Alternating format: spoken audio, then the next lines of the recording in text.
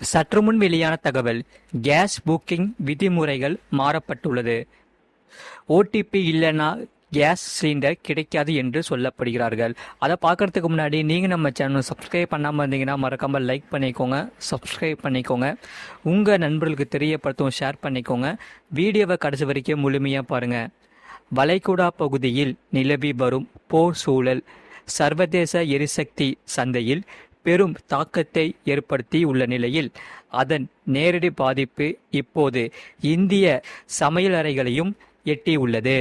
அந்த வகையில் குறிப்பாக சமையல் எரிவாயு எல்பிஜி விநியோகத்தில் ஏற்பட்டுள்ள தட்டுப்பாட்டை சமாளிக்கவும் கருப்பு சந்தையை ஒழிக்கவும் மே 1 முதல் சில அதிரடி மாற்றங்கள் அமலுக்கு வந்துள்ளது. அதை பற்றி இங்கே முழுமையாக பார்ப்போம். நீங்கள் மறக்காம வீடியோக்கு ஒரு லைக் பண்ணிக்கோங்க. வளைகுடாவில் நேரடி தாக்குதல்கள் தற்காலிகமாக ஓய்ந்திருந்தாலும் போர் இன்னும் முழுமையான முடிவுக்கு வரவில்லை. அமெரிக்கா ஈரான் இடையேயான பேச்சுவார்த்தையில் இட்டுக்கட்டை ஏற்பட்டுள்ள நிலையில் இதனால் தெற்காசிய நாடுகள் எரிபொருள் விநியோகத்தில் கணிசமான பாதிப்பை சந்தித்து வருகிறது. அந்த வகையில் இந்தியாவை பொறுத்தவரை நிலைமை இன்னும் கட்டுக்கடங்காமல் போகவில்லை என்றாலும் முன்னெச்சரிக்கை நடவடிக்கையாக விநியோக முறையை சீரமைக்க இந்திய ஆயில் கார்ப்பரேஷன், பாரத் பெட்ரோலியம் மற்றும் இந்துஸ்தான் பெட்ரோலியம் ஆகிய நிறுவனங்கள் முடிவு செய்துள்ளது. அதன்படி பார்க்க போனால் சில அதிரடி முக்கியமான மாற்றங்கள் அமலுக்கு வருகிறது. நீங்கள் மறக்காமல் சேனலை சப்ஸ்கிரைப் பண்ணி வச்சுக்கோங்க. சரி, புக்கிங் இடைவெளி மாற்றம் செய்யப்பட்டுள்ளது.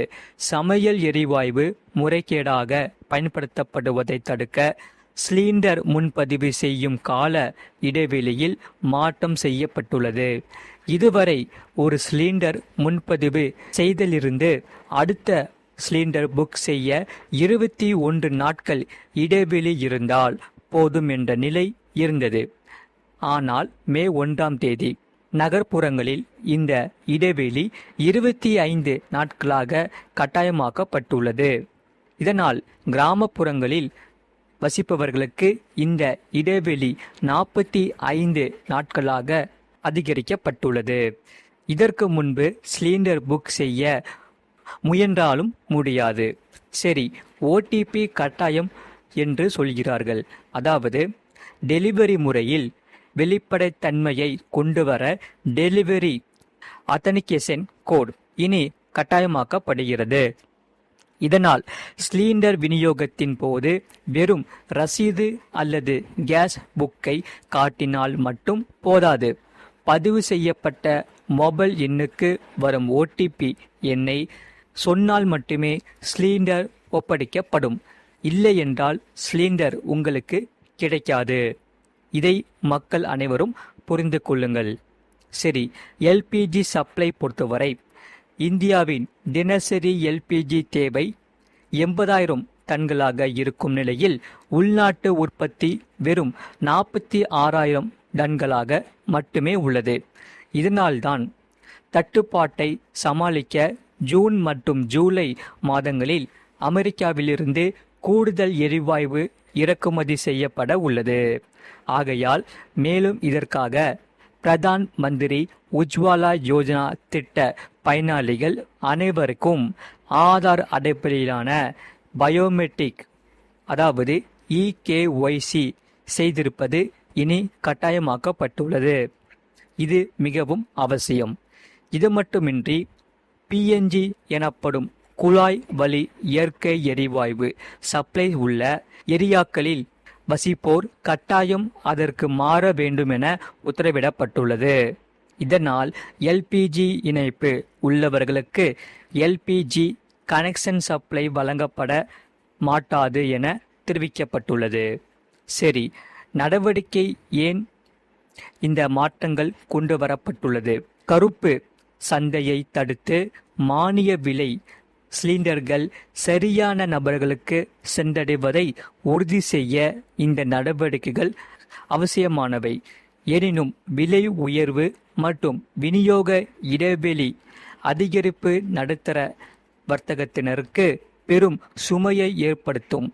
மேலும் கேஸ் காலியாவதற்கு முன்பே உங்கள் மொபைல் எண் கேஸ் ஏஜென்சியுடன் சரியாக இணைக்கப்பட்டுள்ளதா என்பதை இப்போதே உறுதி செய்து கொள்வது மிகவும் நல்லது. மறக்காம நீங்க வீடியோக்கு ஒரு லைக் பண்ணிட்டு சேனலை சப்ஸ்கிரைப் பண்ணி வச்சுக்கோங்க. அடுத்த செய்தி என்னவென்றால், கலைஞர் மகளிர் உரிமை தொகை மற்றும் ரூபாய் 3000 வாங்க நீங்கள் ரெடியா? அதாவது கலைஞர் மகளிர் உரிமை தொகை வாங்கும் பெண்களே, இன்னும் சில நாட்களில் உங்களுக்கான மகிழ்ச்சியான தகவல் அடுத்தடுத்து வெளியாகி வருகிறது. மே 4ஆம் தேதி தேர்தல் முடிவு வெளியானவுடன் இத்திட்டம் குறித்த அதிரடி அறிவிப்புகள் பெண்களுக்கு நிச்சயம் கிடைக்கும். அப்படி என்னென்ன அப்டேட்கள் வரும் என்றால், முதலில் கலைஞர் மகளிர் உரிமை தொகை உயர்வு குறித்த அப்டேட்டை தமிழ்நாடு அரசு வெளியிடும்.